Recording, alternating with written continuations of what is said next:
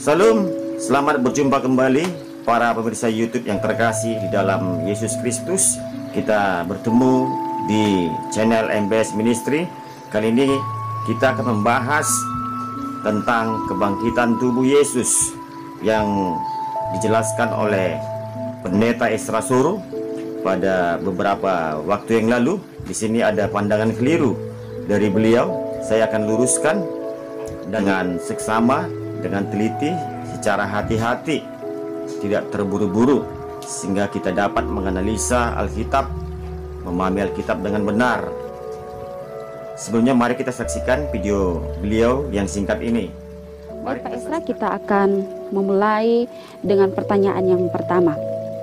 Pertanyaan yang pertama, Shalom Pak Ezra, setelah Tuhan Yesus bangkit, digambarkan bahwa secara fisik Tuhan Yesus menjadi berbeda dari manusia umumnya karena Tuhan Yesus dapat melewati batas ruang.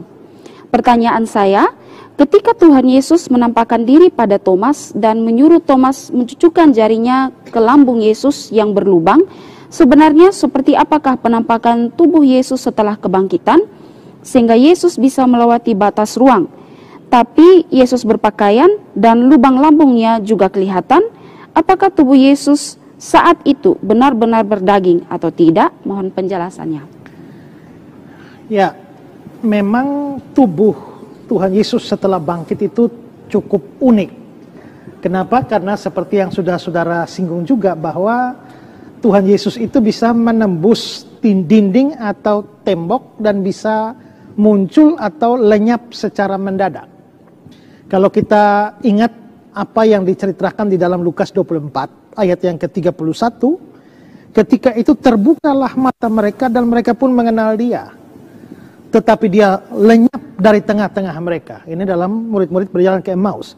Dia lenyap dari tengah-tengah mereka. Lalu ayat 36, dan sementara mereka bercakap-cakap tentang hal itu, Yesus tiba-tiba berdiri di tengah-tengah mereka dan berkata, damai sejahtera bagi kamu. Ini juga tercatat dalam Yohanes pasal 20 ayat 19 dan 26. Ketika hari sudah malam pada hari pertama minggu itu, berkumpullah murid-murid di satu tempat dengan pintu-pintu terkunci, karena mereka takut kepada orang Yahudi. Pada waktu itu datanglah Yesus dan berdiri di tengah-tengah mereka dan berkata, damai sejahtera bagi kamu. 8 hari kemudian murid-murid Yesus berada kembali di rumah itu, dan Thomas bersama-sama dengan mereka. Sementara pintu-pintu terkunci, Yesus datang dan dia berdiri di tengah-tengah mereka dan berkata, damai sejahtera bagi kamu. Dari dua bagian ayat itu terlihat bahwa memang Tuhan Yesus setelah bangkit itu tubuhnya itu menjadi unik, karena tubuhnya itu bisa menembus dinding atau tembok, bisa muncul mendadak dan bisa lenyap mendadak. Nah, tetapi saudara, sekalipun tubuhnya seperti itu, tapi harus dicatat bahwa tubuh Tuhan Yesus itu masih mengenakan baju biasa atau jubah biasa. Dia bisa disentuh, karena dia bisa disentuh oleh Maria Magdalena. Dia juga berkata suruh Thomas untuk menyentuh dia. Ada bekas lukanya yang bisa dilihat. Juga ada tulang dan dagingnya. Dan bahkan juga bisa makan. Dalam Lukas 24 ayat 39 dikatakan begini. Ini setelah kebangkitan ya. Lihatlah tanganku dan kakiku. Aku sendiri ini, rabalah aku. Berarti bisa raba. Dan lihatlah, berarti bisa terlihat. Karena hantu tidak ada daging dan tulangnya seperti yang kamu lihat padaku. Kata hantu di sini itu dari kata Yunani pneuma yang artinya roh. Jadi roh tidak ada daging dan tulangnya seperti yang kamu lihat padaku. Berarti ini Yesus betul-betul punya tubuh, punya tulang dan daging. Bukan roh ya. Lalu ayat 41. Dan ketika mereka belum percaya karena girangnya dan masih heran, berkatalah ia kepada mereka, adakah padamu makanan di sini? Lalu mereka memberikan kepadanya sepotong ikan goreng. Dia mengambilnya dan memakannya di depan mata mereka. Nah, berarti kelihatannya ini tubuh biasa. Ada bekas pakunya, ada bekas lubang di lambungnya, dia bisa diraba, dia bisa dilihat, dia sendiri berkata ada tulangnya, ada dagingnya, sudah pasti ada darahnya. Lalu bisa makan lagi, makan ikan goreng. Ini berarti tubuh sungguh-sungguh ini. Tapi kalau tubuh sungguh-sungguh, tapi kelihatannya ada sesuatu yang menarik, karena ternyata dengan tubuh yang sungguh-sungguh seperti itu bisa menembus tembok atau dinding, bisa muncul dan hilang seketika. Nah, kalau kita melihat ciri tubuh Yesus, Alkitab kan bicara soal tubuh kebangkitan juga ya, bahwa orang percaya nanti setelah hari kebangkitan itu akan mengenakan tubuh kemuliaan. Dan kitab suci mengatakan bahwa tubuh kemuliaan itu adalah tubuh yang sama seperti tubuh kebangkitan yang dimiliki oleh Tuhan Yesus. Nah, bagaimana Alkitab menyebutkan ciri dari tubuh kemuliaan itu? Ada banyak cirinya, tapi saya hanya ambil 2 saja yang memperlihatkan kontras dengan apa yang dimiliki oleh Yesus. Yang pertama adalah bahwa tubuh sekarang itu terdiri dari darah dan daging, tapi tubuh kebangkitan tidak terdiri dari darah dan daging. Itu nampak dalam 1 Korintus 15 ayat yang ke-50. Saudara-saudara, inilah yang hendak kukatakan padamu, bahwa daging dan darah tidak mendapat bagian dalam kerajaan Allah. Darah dan daging tidak mendapat bagian dalam kerajaan Allah. Itu ciri pertama dari tubuh kemuliaan. Berarti kalau kita ini dengan tubuh kita akan pergi ke surga, tapi darah dan daging tidak mendapatkan bagian dalam kerajaan Allah, berarti tubuh kebangkitan itu harusnya adalah tubuh yang tidak berdaging atau tidak berdarah. Kedua, ciri kedua dari tubuh kebangkitan itu adalah tubuh saat ini butuh makan, butuh minum, tapi tubuh kebangkitan tidak butuh makan, tidak butuh minum. Itu nampak dalam 1 Korintus 6 ayat 13-14. Makanan adalah untuk perut dan perut untuk makanan. Tapi keduanya akan dibinasakan Allah. Allah yang membangkitkan Tuhan akan membangkitkan kita juga oleh kuasanya. Dan Anthony Hoekma mengatakan bahwa kata dibinasakan itu di dalam ayat-ayat ini itu adalah katargeo, artinya secara umum membatalkan atau meniadakan atau mengakhiri. Jadi tampaknya ayat ini ya, fungsi pencernaan tubuh kita tidak lagi diperlukan di dalam kehidupan yang akan datang. Nah, kalau memang ini 2 ciri dari tubuh kebangkitan, darah dan daging tidak, lalu tidak perlu makan, tidak butuh makan, bagaimana dengan tubuh Tuhan Yesus setelah bangkit? Bukankah tubuh Tuhan Yesus setelah bangkit masih ada dagingnya, darahnya, tulangnya? Bukankah dia masih makan ikan goreng? Bagaimana kita mengharmoniskan hal ini? Begini, memang tubuh Kristus setelah bangkit dari antara orang mati, itu adalah tubuh kebangkitan, tapi belum sepenuhnya mencapai taraf seperti tubuh kebangkitan yang dibicarakan dalam ayat-ayat tadi. Kenapa? Karena dia masih ada dagingnya, masih ada tulangnya, masih ada bekas lukanya, dan masih bisa makan. Mengapa itu terjadi? Itu karena hal-hal itu bukan merupakan sesuatu yang permanen. Karena kalau kita membandingkan nanti setelah Yesus naik ke surga, maka penampakan yang kita lihat pada dia itu jauh berbeda dengan yang terjadi semasa dia setelah bangkit tapi sebelum naik ke surga. Kalau begitu, tubuh Yesus setelah bangkit itu masih ada dagingnya, masih ada tulangnya, masih ada darahnya, masih bisa disentuh, masih ada bekas paku, masih bisa makan. Itu karena atau itu dibutuhkan untuk pembuktian kebangkitan Yesus. Jadi Yesus kan bangkit. Dari mana mereka tahu bahwa Yesus yang sekarang muncul di mereka ini adalah Yesus yang sama yang 3 hari sebelumnya itu mati? Nah, maka dia harus mempunyai ciri-ciri. Bekas pakunya masih ada, bekas lubang di lambungnya masih ada. Ya, dia masih untuk membuktikan bahwa dia bukan hantu, dia bisa makan, dia makan bukan karena butuh makan, tapi untuk membuktikan bahwa itu benar-benar dia yang bangkit.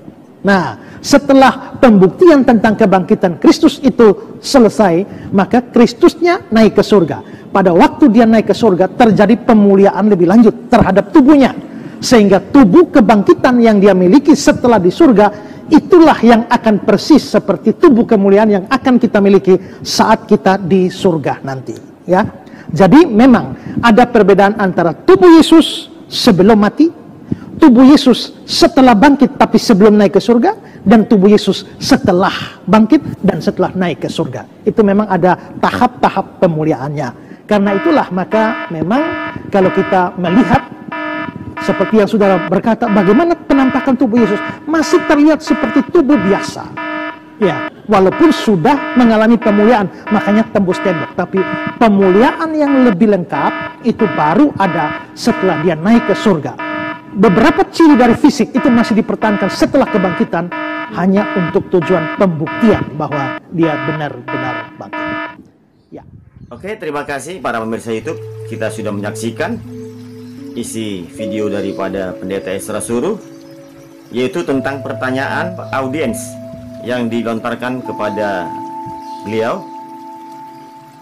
Apakah tubuh kebangkitan Yesus berdaging atau tidak berdaging?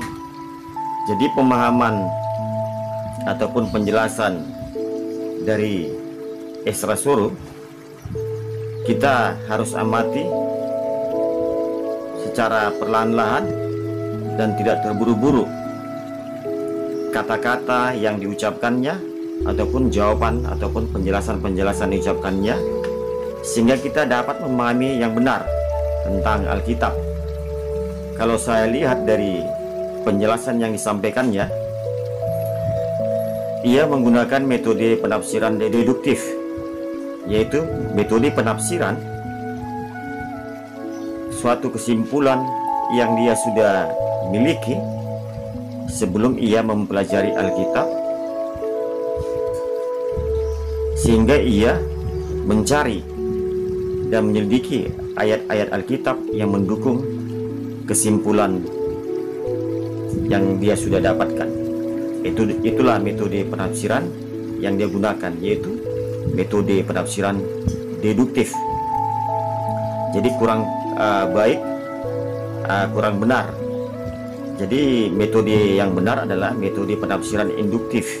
Kita mengamati, menafsirkan, aplikasi, observasi, interpretasi, aplikasi. Itu adalah metode penafsiran induktif, metode penafsiran yang sempurna, sehingga kita memahami Alkitab dengan benar.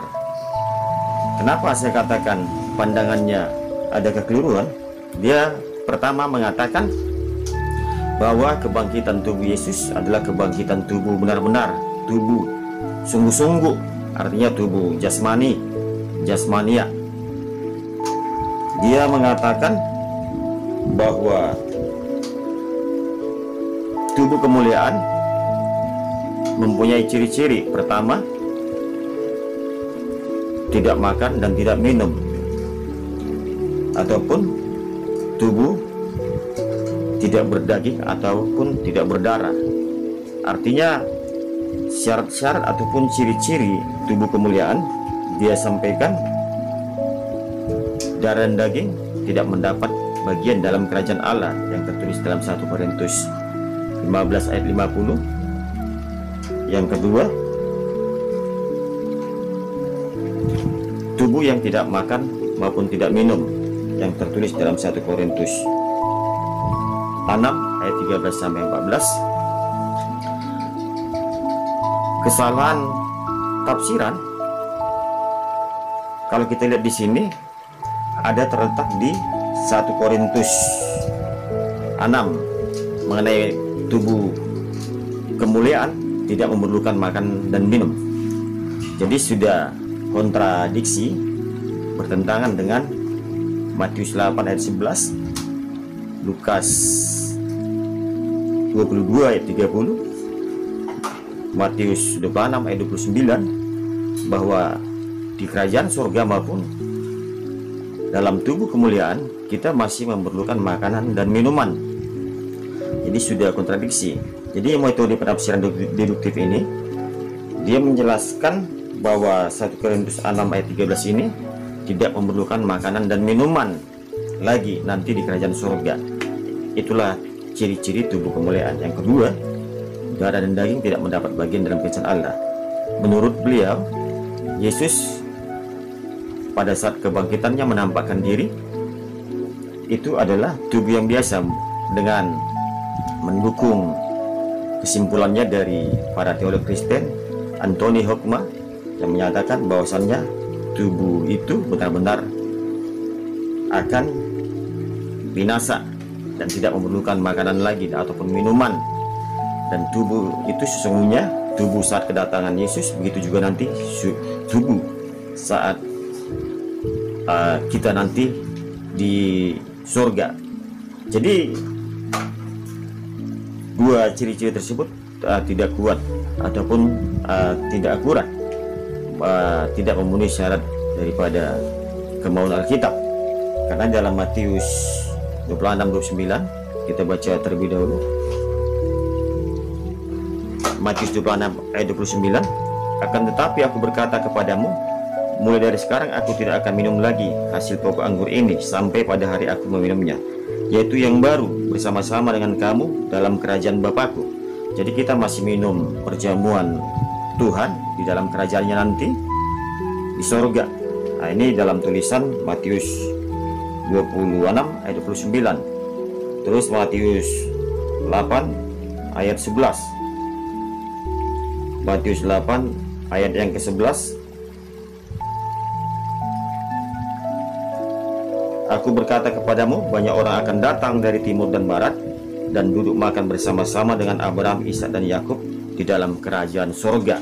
Jadi kita orang-orang percaya akan mengadakan perjamuan pesta di kerajaan surga, yaitu perjamuan makan bersama orang-orang kudusnya. Jadi dari ayat-ayat ini dapat dikatakan ciri-ciri yang disampaikan oleh pendeta Esra Suruh adalah bukan maksud daripada Rasul Paulus menyatakan tubuh kemuliaan adalah tubuh yang tidak perlu makan dan minum. Itu yang pertama. Yang kedua, dia menyatakan bahwasannya tubuh kemuliaan atau tubuh kebangkitan Yesus itu bukan tubuh kebangkitan kita, tubuh kebangkitan orang percaya nanti. Karena mengenai kebangkitan adalah pusat iman kepercayaan Kristen, pusat pengharapan daripada iman Kristen. Berbicara kebangkitan tubuh itu adalah sentral daripada kepercayaan iman Kristen. Kita harus hati-hati menjawab atau menjelaskan, menganalisa, sehingga nanti tidak ada kekeliruan pandangan ataupun kekeliruan penafsiran. Jadi di sini tubuh kebangkitan Yesus pada saat dia menampakkan diri adalah itu benar-benar tubuh kemuliaan. Di situ dapat kita lihat kemuliaan Allah, bahwa dengan kematiannya, setelah kematiannya dia dibangkitkan 3 hari, yang tertulis dalam kitab suci bahwasannya Yesus akan dibangkitkan pada hari yang ketiga, dan dia akan menampakkan kepada para murid-muridnya maupun kepada para rasul. Jadi di sini pendeta Esra Suruh menjelaskan bahwasannya tubuh kebangkitan Yesus itu masih ada tingkat pemulihan kembali nanti di sorga. Jadi tubuh yang saat kebangkitannya menampakkan dirinya, saat Thomas mencucukkan jarinya ke lambungnya, saat Maria memeluk Yesus, itu adalah tubuh jasmania biasa, belum tubuh kemuliaan yang sesungguhnya. Nanti pada saat kenaikan yang ke surga, menurut Esra Suruh, itu adalah tubuh kemuliaan sesungguhnya. Jadi dia di sini memaksa Alkitab dengan menaksir dengan secara deduktif, mempunyai kesimpulan tersendiri, sehingga dia mengatakan nanti tubuh kemuliaan Yesus yang sesungguhnya adalah tubuh yang saat di surga, bukan tubuh saat penampakan Yesus 2000 tahun yang lalu saat kebangkitannya. Nah, ini kekeliruan yang kedua. Jadi kekeliruan yang ketiga adalah tubuh kebangkitan Yesus tersebut adalah bukan tubuh kemuliaan yang sesungguhnya. Itu adalah tubuh yang masih secara jasmania, yang masih menggunakan baju dan pakaian, yang masih dapat makan dan minum, yang masih mempunyai daging dan tulang ataupun darah. Jadi dia menyatakan di sini tubuh tersebut adalah bukan tubuh kemuliaan, melainkan itu hanya untuk membuktikan bahwa Yesus sudah bangkit, dan hanya untuk membuktikan bahwa Yesus sudah bangkit.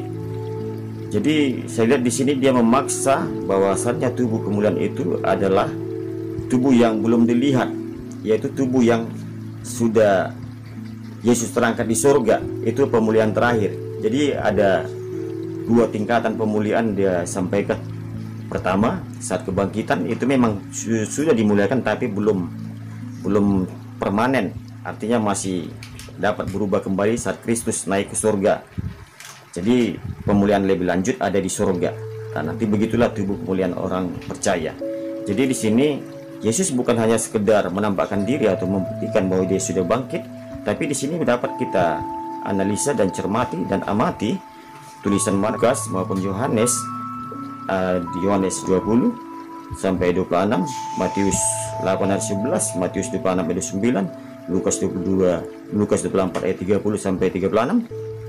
Bahwasannya di sini dijelaskan para penulis Alkitab, Yesus sudah mempunyai tubuh kebangkitan, Yesus sudah mempunyai tubuh kemuliaan, Yesus sudah sungguh-sungguh menggunakan tubuh kekekalan. Artinya ciri-ciri yang ditampakkan Yesus, ciri-ciri tubuh kemuliaan yang disampaikan Yesus dalam 2000 tahun yang lalu, ditunjukkan Yesus merupakan kemuliaan Allah, merupakan tubuh kemuliaan Allah. Artinya dengan ciri-ciri tersebut, satu, tubuh yang dapat makan dan minum, yaitu tertulis Lukas 24 ayat 30 sampai 36, Yohanes 20, yaitu tubuh kekekalan, tubuh yang dapat hilang, tubuh yang dapat melayang, tubuh yang dapat menembus ruang maupun tembok ataupun dinding.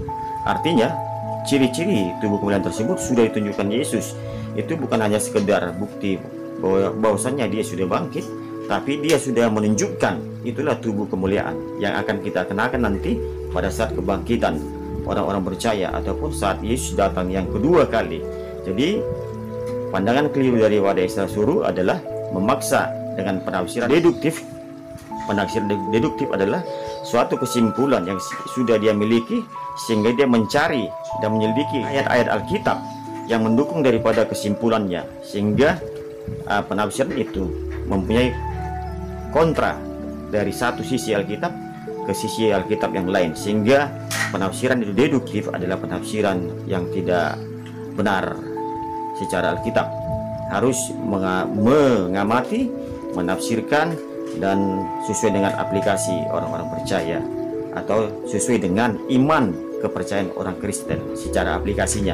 Itulah kesimpulan dari saya. Marilah kita pemirsa YouTube agar dapat menganalisa dengan benar Alkitab yang benar, sehingga kebangkitan Yesus, tubuh kebangkitan Yesus adalah tubuh yang sesungguhnya, tubuh kemuliaan yang sesungguhnya, tubuh kekekalan yang dinyatakannya, ditampakkannya 2000 tahun yang lalu, sehingga kita dapat memahami Alkitab dengan benar, tidak adanya kekeliruan penafsiran, sehingga pandangan keliru dari Esra Suru dapat kita tolak di dalam nama Yesus Kristus, sehingga kita meyakini pandangan yang benar secara Alkitab.